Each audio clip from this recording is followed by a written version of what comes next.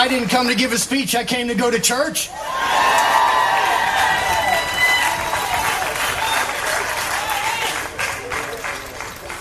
Thank you to the Navy Band.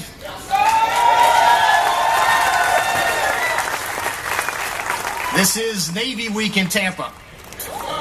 We were hoping to get the Blue Angels to do a flyby, but I'd rather have the Navy Band here, and so thank you to all the Navy personnel that are here.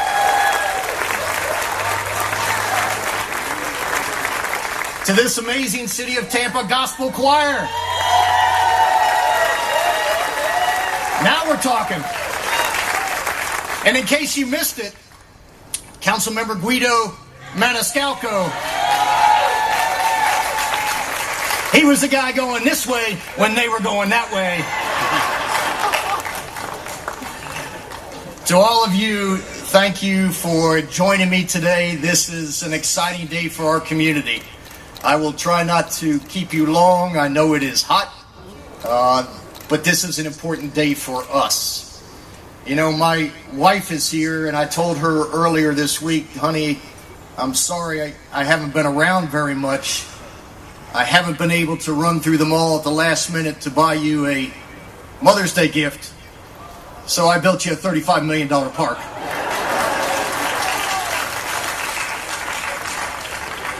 You know, this stage is not normally what we build for this event, but we have an amazing group that is coming to play tomorrow night, a group whose name I have struggled with for the last couple weeks. I kept referring them to the Three Blind Men.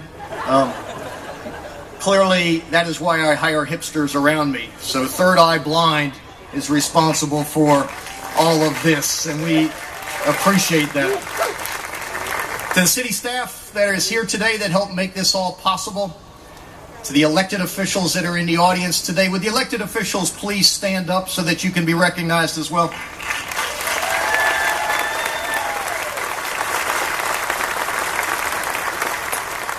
To the contractors that have worked on this site for over 2 years, if there is anybody out here today that has worked on this site, I want you to stand up so that you can get a round of applause as well. Kimmon, Skanska, Civitas.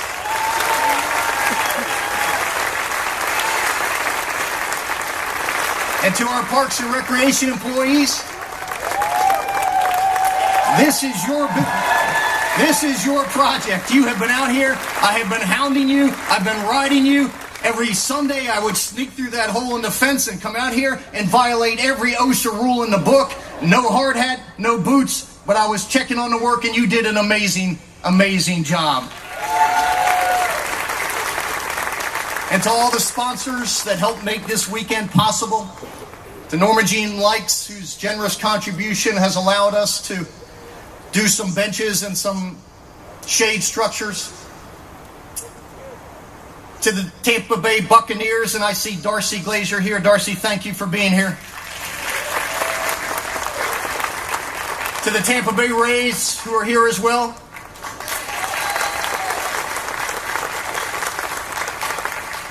And to my friend and your friend, the guy that's going to bring us the Stanley Cup this year. The mayor needs a ring. Jeff and Penny Vinnick, thank you for all that you do for this community. The last guy to host that Stanley Cup up above his head was our captain, Dave Andrechuk. David, stand up. Thank you. And Steve Griggs, the CEO of the Lightning, thank you for all that the sports teams in this community do. You are part of our DNA. We love you. We want you to succeed, and we want to win that Stanley Cup. So go get them tonight, guys. Go get them. You know, as all of you have seen, I use this State of the City speech to highlight structures and locations that represent our amazing history and tell a story about Tampa, but are uniquely positioned to undergo a transformation and a rebirth. From Curtis Hickson to the Crest Building, from Tampa Armature to Fort Homer Hesterly Armory, we have told the story of struggle, of sacrifice, of joy, of triumph, and of setback. Yet through it all, Tampa, like those buildings, stood strong. An ever-present reminder of the words of urbanist Jane Jacobs. Cities have the capability of providing something for everybody, only because and only when they are being created by everybody. It's been an interesting year to say the least. But as we stand here today, at the opening of this spectacular new park, that will be the catalyst for the revitalization of West Tampa and the North Hyde Park area. And I'm so happy to see Ruth McNair here, who has struggled for many, many years. Stand up, Ruth. Ruth has been the president of the North Hyde Park for years. Ruth has told me we can do better. Ruth, this is for you. Congratulations. But this area, like this park, has stood in the shadows for decades.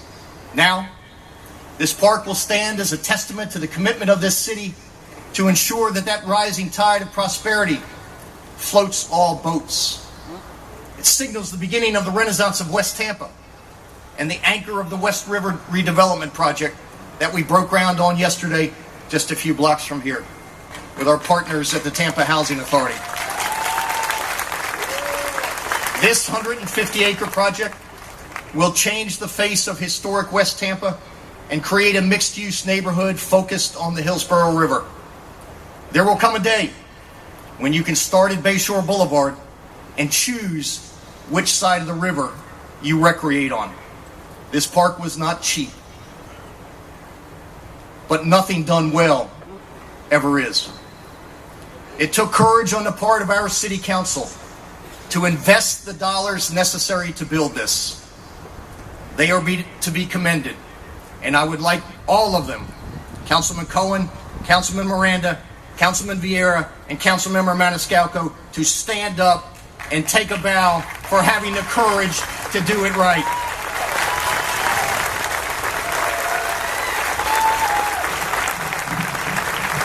"50 years from now, they won't be able to tell you who built this park. But they will remember that somebody had the foresight and the political courage to do what needed to be done." It's worthy to note the history of the land that we sit on now. At one time, this was known as Roberts City, after the opening of the J.W. Roberts Cigar Factory, which opened in 1909. From 1936 to 1967, this area was also the location of Phillips Field, home to the University of Tampa's football team, and the site of Middleton and Blake high school football games. Due to urban renewal, the neighborhood was torn down, and in 1972, this land was acquired by the city. The planning for the park began in 1972 and was completed and opened to the public as Riverfront Park on July 4th, 1977, at a cost of, get this, $1.5 million. The turf you're sitting on costs more than $1.5 million. Those were the days. It was later named in honor of Mayor Julilan B. Lane, the 48th mayor of Tampa, whose family is here to join us today in this celebration. With the Lane family and all of the extended family members, please stand up.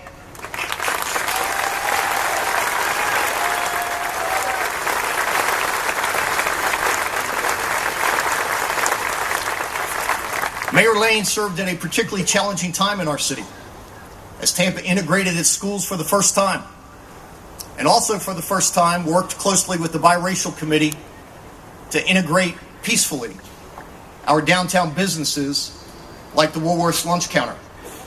The Woolworth's Lunch Counter, which we are going to recognize later this week, was a site of sit-ins largely organized by students at Blake and Middleton High School. The lunch counter where Clarence Fort and Arthenia Joyner sat down as young students and went to jail so that others could stand up, altered the course of history in this community. Clarence and Arthenia, it's time to stand up again.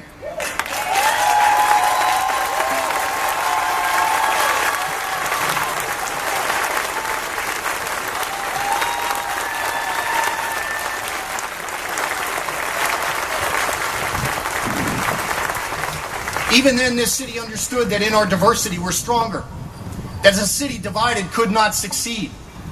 Sons and daughters of cigar workers, alongside sons and daughters of longshoremen, joined in a common effort. I tell you all that as you heard from this choir, we've come from a mighty long way. It's not been without its ups and downs, its fits and its starts. We have seen our share of defeats, but always we rise. And look at us now. Just look at us now. Our journey for the last 7 years has prepared us for this moment. Through the worst of the Great Recession, we showcased Tampa to the world by hosting the Republican National Convention. We stood up, moving unemployment from 10.5% to the lowest in the state at 3.8%. We stood up. Attracting new airline flights from all over the world to our newly renovated airport. We stood up. Hosting Bollywood, the College Football National Championship, the NHL All-Star Game. We stood up. Creating an economy where 3 out of the last 7 years, we led the state. We led the state in the number of new jobs created. And now we lead the state in the number of high-tech jobs that are available. We stood up. We also rank as one of the top cities in the country for STEM jobs being created. Yes, there was Irma. And yes, there was a killer. But through it all, we never stopped believing in each other. And yes, we stood up. Let me take a moment to recognize some neighborhood leaders who in that dark moment, during those long 51 days and nights, stood side by side with the Tampa Police Department. Leaders in Southeast Seminole Heights and Hampton Terrace who never wavered, who never backed down, who refused to let evil win, who epitomized what it means to be Tampa strong. Stand up. You were there with us every step of the way.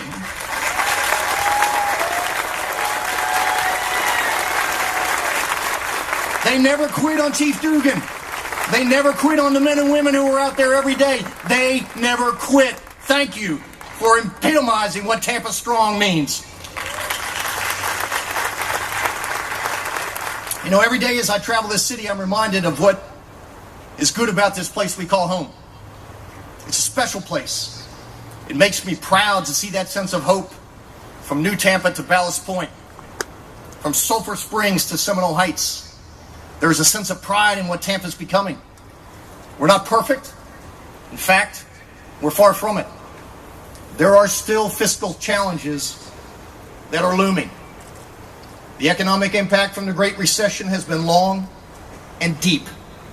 In fact, last year was the first year since 2007 that property tax revenues got back to 2007 numbers. Let me say that again. Last year was the first year since 2007 that our property tax revenues got back to the levels of 10 years ago. The cumulative loss over the last 10 years as a result of the recession was $473 million.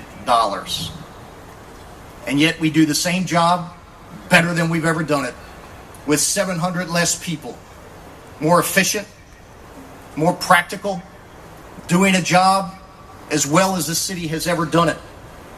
Now, over the next couple years, we're going to continue to face financial pressure.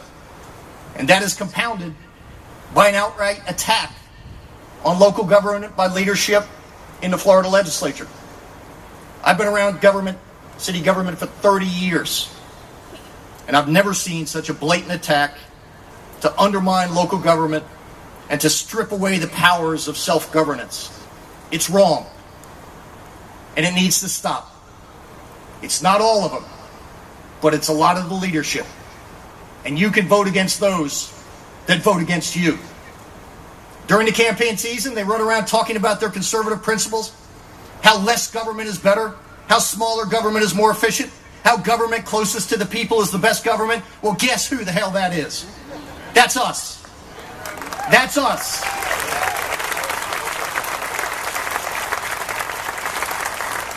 They say that until we do something to protect the rights of our gay friends and neighbors, or stand up in the face of Islamophobia, or want to pass a tree ordinance that reflects Tampa's unique canopy, or God forbid, want to pass common sense gun legislation. Then they say, oh no, we know better. We know what's good for you. We're going to decide for you. Tallahassee know better? Are you kidding me? Not now, not ever. Let us do our jobs. This is the same legislature that pays a lot of attention to the NRA and very little attention to the PTAs. Not all of them. A group of advocates for AR-15s, but deniers of climate change. Here with us today is one of those young people that you saw in that video, leading the march to pass common sense gun legislation. It's high school students that organized that march, who told the country that this was not just a moment, this was a movement, that enough was enough. It's no difference than a young Clarence Ford or a young Arthenia Joyner who sat down and marched so that others could vote. Brooke Shapiro and her peers marched so others can live. We can do better. Brooke, stand up. You make us proud every day. Playing high school senior headed for Yale in the fall. Brooke, go get your education and come home. This country needs you, Brooke. In spite of this, as we sit here today, on this occasion, I couldn't be more excited about what lies ahead for Tampa. All around us, this community is growing and prospering. From new recreational facilities in New Tampa to new houses in East Tampa.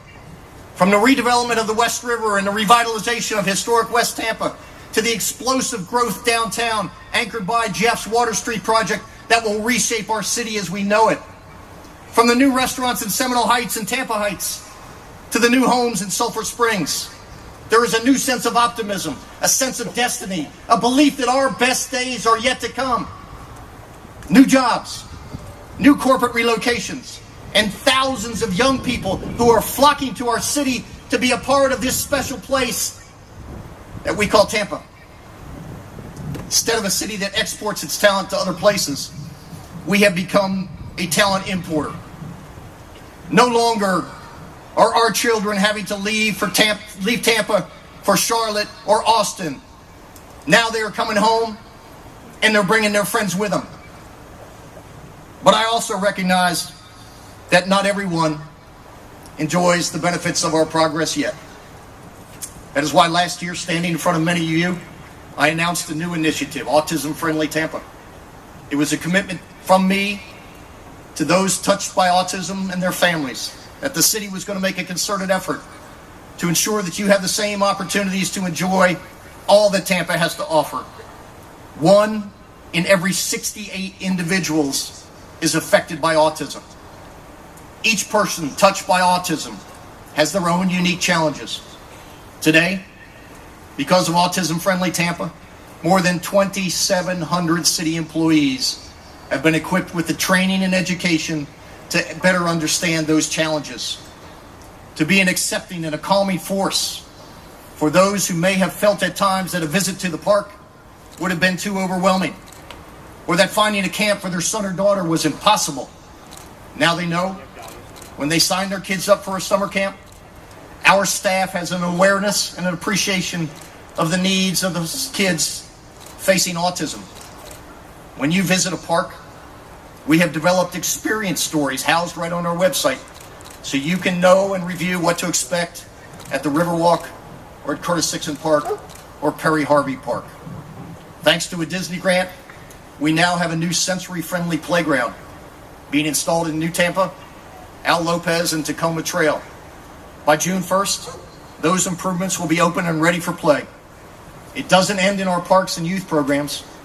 100% of our first responders have completed the autism-friendly training and are now outfitted with visual communication cards to better help with those who have difficulty commuting verbally, especially in high-stress situations.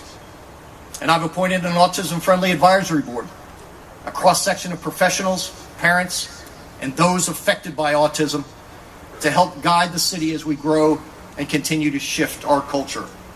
A special word of thanks to Councilmember Luis Vieira, whose family has been touched by autism, who has been an advocate for those who have been touched by autism and their families. Luis, thank you for fighting the fight.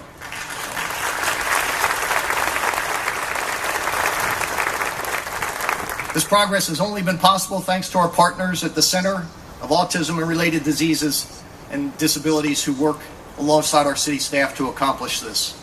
You know, when Tampa sees a problem, we face it head on. Even when the solutions aren't easy. We know that our investment in our core infrastructure will pay dividends for future chapters of this great city. This is how we faced our stormwater issues. Stormwater is no surprise to all of us. Flooding from an afternoon rain is not part of the quality of life that we want. We are making, thanks to the support of the City Council, the largest investment in our stormwater system that this city has ever seen. Over 135 miles of pipe and 10,000 inlets were inspected and cleaned in the last year. More than 600 tons of debris has been removed from the outfalls and the pipes. Pipes, inlets, and ditches that have not been cleaned or maintained in decades because we didn't have the money are now back to operating at full capacity.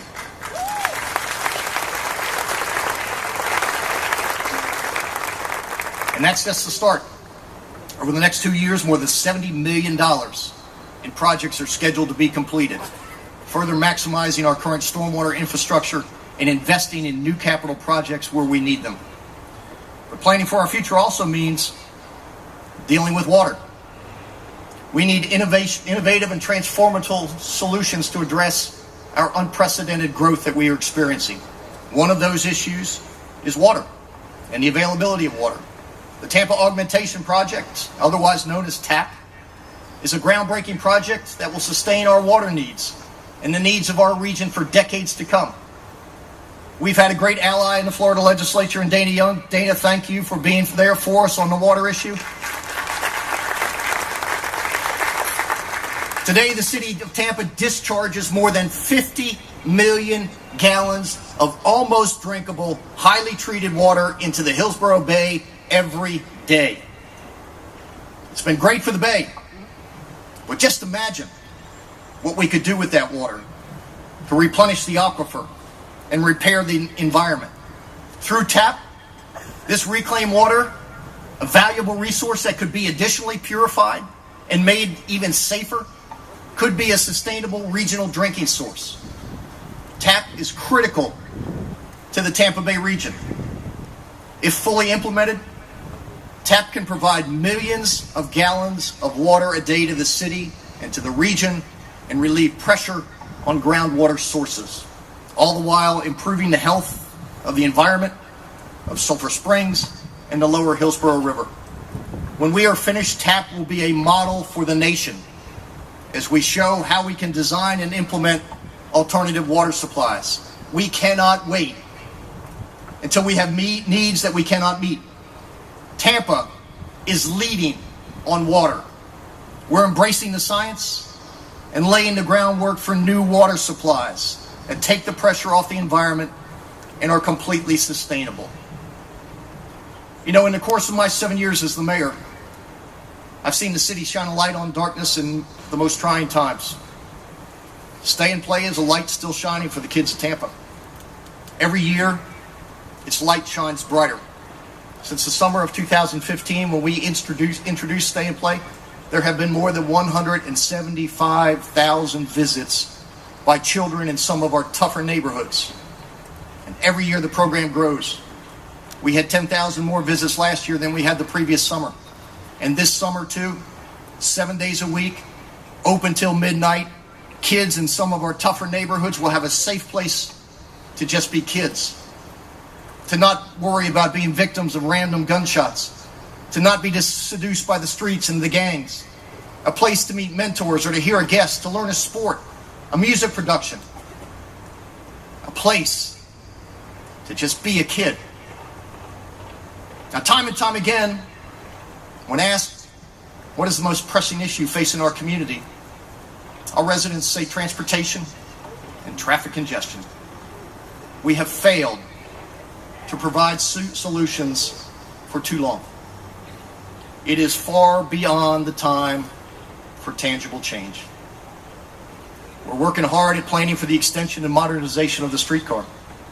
We've been out in your neighborhoods, hearing your thoughts on reimagining that asset, an asset that has been overlooked for too long. A modern streetcar with reliable and frequent service can connect our urban core to its surrounding neighborhoods, a real transportation solution to downtown congestion, and an option for those who live or work downtown. In the future, the streetcar will have the potential to reach even further, branching into the core communities that house the jobs and the schools and the destinations that people come from and to. But we're not stopping there. We're exploring new and emerging technologies every day to find out what works for Tampa. Earlier this year, we created a new division, Smart Mobility, within our transportation and stormwater systems to focus on deploying 21st century methods and technologies to modernize our infrastructure. This team will continue to work as a city as a laboratory approach and work with our public, private, and academic partners to test next generation solutions to ease transportation issues, traffic congestion, and foster sustainable infrastructure. In conjunction with the new partnership with the University of South Florida, Tampa was accepted into the Metro Lab Collaborative dedicated to urban innovation. We have worked with our regional partners, including our cities, counties, and community groups, to form the Tampa Bay Smart Cities Alliance. Transportation will remain our Achilles heel until we elect people that are serious about finding solutions. It's all about mobility options. It's about giving the consumer choices.